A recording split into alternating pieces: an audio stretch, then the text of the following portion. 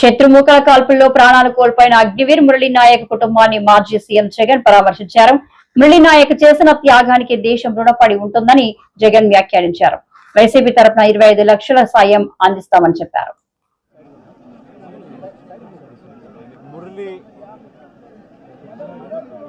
మురళీ నాయక్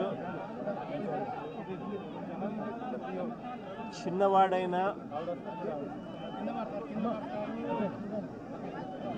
రాష్ట్రంలో చాలా మందికి పెద్దలకు కూడా తన చావు వల్ల అనేక మంది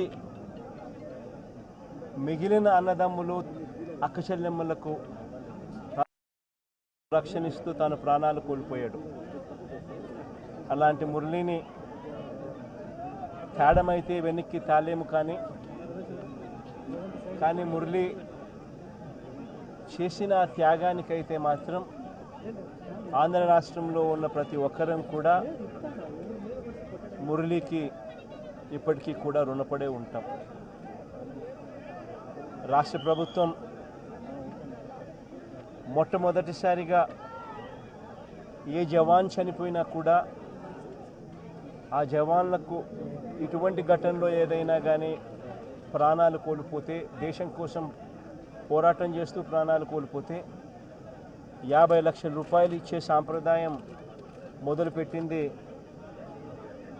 వైఎస్ఆర్సీపీ ప్రభుత్వ హయాంలో మొదలుపెట్టినందుకు చాలా సంతోషపడతా ఉన్నాం. ఆ సాంప్రదాయాన్ని కొనసాగిస్తూ ఇప్పటి ప్రభుత్వం కూడా 50 లక్షల రూపాయలు మురళి కుటుంబానికి ఇవ్వడానికి ముందుకొచ్చినందుకు ఈ ప్రభుత్వానికి కూడా కృతజ్ఞతలే. పార్టీ తరపు నుంచి అన్ని రకాలుగా మురళికి అండగా తోడుగా ఉంటాం. పార్టీ తరపు నుంచి ఒక 25 లక్షల రూపాయలు వైఎస్ఆర్ కాంగ్రెస్ పార్టీ తరపు నుంచి అండగా ఉంటూ ఆ కుటుంబానికి తోడుగా ఉండే కార్యక్రమం చేస్తాం.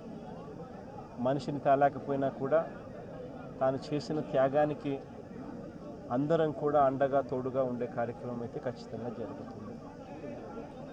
ఇలా కుటుంబానికి మంచి జరగాలని, చనిపోయిన మురళికి తన ఆత్మకు శాంతి కలగాలని దేవుని మనసారా కూడా కోరుకుంటాను.